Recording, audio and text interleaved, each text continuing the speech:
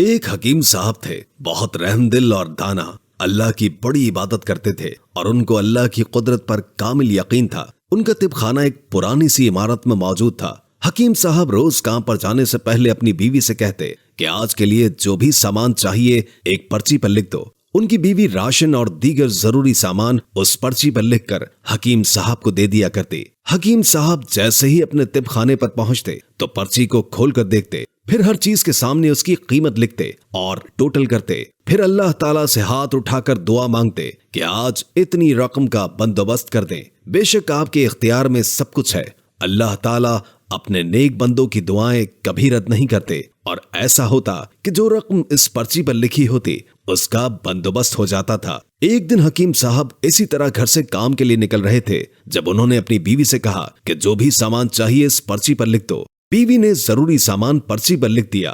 حکیم صاحب طب خانے پر پہنچے۔ کچھ مریض آئے ہوئے تھے، ان کا علاج کرنے میں مصروف ہو گئے۔ جب علاج کر چکے تو مریضوں کو رخصت کر دیا اور پھر ایک کرسی پر بیٹھ کر پرچی کھولی۔ حکیم صاحب پرچی پر لکھی ہر چیز کے آگے اس کی قیمت لکھ رہے تھے کہ جب آخری چیز پر جا کر ان کا قلم رک گیا۔ وہ حیرانی سے پرچی کو دیکھ رہے تھے اور سوچ رہے تھے کہ ان کی بیوی نے یہ کیا لکھ دیا ہے۔ ان کو اپنے کاندھوں پر ایک بھاری ذمہ داری محسوس ہوئی۔ پرچی پر جو آخری چیز ان کی بیوی نے لکھی تھی وہ تھی بیٹی کا جہیز۔ حکیم صاحب نے گہرا سانس خارج کیا اور اس کے آگے لکھ دیا کہ یہ اللہ کا کام ہے، اللہ ہی جانے، اور پھر پرچی واپس کرتے کی جیب میں رکھ دی۔ حکیم صاحب کی دکان کے سامنے گاڑی آ کر رکی۔ حکیم صاحب نے اتنی توجہ نہ دی کیونکہ یہ کوئی نئی بات نہیں تھی کہ ان کی دکان پر کوئی گاڑی والا دوائی لینے آیا ہو۔ اس گاڑی سے ایک 40 سالہ شخص نکلا۔ اس کے حلیے سے اس کی شان و شوکت کا اندازہ لگایا جا سکتا تھا۔ وہ دکان کے اندر داخل ہوا اور حکیم صاحب کو سلام کیا۔ حکیم صاحب نے بھی بڑی نرمی کے ساتھ سلام کا جواب دیا اور اسے بیٹھنے کا کہا۔ اس شخص نے کہا، حکیم صاحب کیا آپ نے مجھے نہیں پہچانا؟ اس شخص کی بات پر حکیم صاحب نے اسے ناسمجھی میں دیکھا۔ وہ شخص ہلکا سا ہنس دیا۔ آپ کیسے پہچانیں گے؟ میں 14 سال پہلے آپ کے پاس آیا تھا۔ آپ کے طب خانے کے باہر ہی میری گاڑی خراب ہو گئی تھی۔ اس وقت بہت تیز بارش ہو رہی تھی۔ آپ نے مجھے دیکھا اور مجھے دکان کے اندر آنے کی دعوت دی۔ میں نے آپ کا شکریہ ادا کیا اور آپ کی دکان پر ایک کرسی پر بیٹھ گیا۔ میرے قریب ہی ایک بچی بیٹھی تھی جو آپ سے کہہ رہی تھی کہ مجھے بھوک لگی ہے اور آپ اس سے کہہ رہے تھے ابھی تھوڑی دیر میں چلتے ہیں۔ پھر میں نے سوچا کہ مجھے آپ سے کوئی دوائی لینی چاہیے کہ کہیں آپ میرے بیٹھنے کو زیادہ محسوس نہ کریں۔ میں نے آپ کو بتایا کہ میں انگلینڈ میں رہتا ہوں اور شادی شدہ ہوں، لیکن میری کوئی اولاد نہیں ہے۔ بہت علاج کروایا لیکن ہر طرف سے مایوسی ہوئی۔ آپ نے کہا تھا یہ تو اللہ کے فیصلے ہیں، اس سے دعا کرو اور توبہ استغفار کرو۔ مایوسی کفر ہے، اللہ پر توکل رکھو۔ آپ ساتھ ساتھ دوائی کی پڑیا بھی بنا رہے تھے۔ آپ نے مجھ سے میرا نام پوچھا تو میں نے بتایا کہ میرا نام امجد ہے۔ آپ نے دونوں پڑیوں کے اوپر میرا نام لکھ دیا اور مجھے دوا پکڑا دی۔ میں نے آپ سے پیسے پوچھے تو آپ نے کہا ہم بس ٹھیک ہے۔ میں نے ذرا اصرار کیا تو آپ نے کہا میرا آج کا کھاتا پورا ہو گیا۔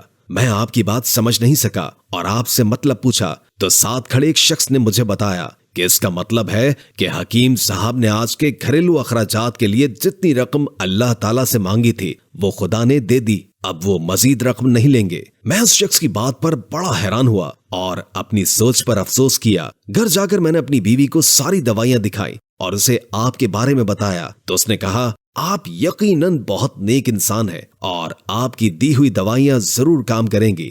حکیم صاحب آج میں الحمدللہ 3 بچوں کا باپ ہوں۔ ہم آپ کو بہت دعائیں دیتے ہیں۔ انگلینڈ سے پاکستان آ کر میں بہت دفعہ یہاں آیا لیکن آپ کی دکان ہمیشہ ہی بند ملتی تھی۔ اللہ تعالیٰ نے آج آپ سے ملنے کا موقع دے دیا۔ میری ایک بھانجی کی شادی تھی، اس کی شادی کا سارا خرچ میں نے اپنے سر لے لیا تھا۔ ساری تیاریاں مکمل تھی لیکن شادی سے 1 ماہ پہلے اس کی طبیعت خراب ہو گئی، یہاں تک کہ اسے ہسپتال میں داخل کرنا پڑا، لیکن اس کا بخار کسی طور کم نہ ہوا اور وہ رضائے الہی سے انتقال کر گئی۔ میں نے آپ کو بتایا نا کہ جب میں آپ کے پاس آیا تھا تو آپ کی چھوٹی بیٹی دیکھی تھی۔ میں اور میری بیوی اپنی بھانجی کے جہیز کا سامان آپ کی بیٹی کو دینا چاہتے ہیں۔ اس شخص کی بات سن کر حکیم صاحب کی آنکھیں پھیل گئی، گویا انہیں یقین ہی نہیں آ رہا ہو۔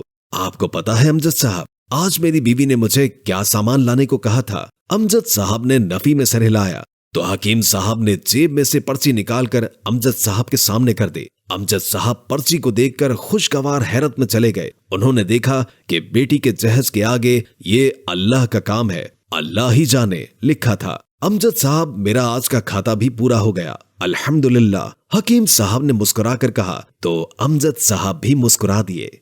दोस्तों, इस कहानी से हमें यह सबक मिलता है कि हर हाल में अल्लाह ताला पर तवक्कुल करना है। चाहे आप किसी भी परेशानी में हो, मायूस नहीं होना, क्योंकि जो मायूस हो जाता है तो अल्लाह ताला भी उससे मायूस हो जाते हैं। इसलिए आप जो भी अपनी नमाजों में मांगे, पूरे यकीन के साथ मांगे, क्योंकि अल्लाह हर चीज पर कादिर है। सच्चे दिल से मांगी गई दुआ वो सीग़ा राज है जो हमारा ताल्लुक हमारे परवरदिगार से, हमारा रिश्ता बहुत मजबूत कर देता है। उसके बाद किसी किस्म की कोई तलब बाकी नहीं रहती।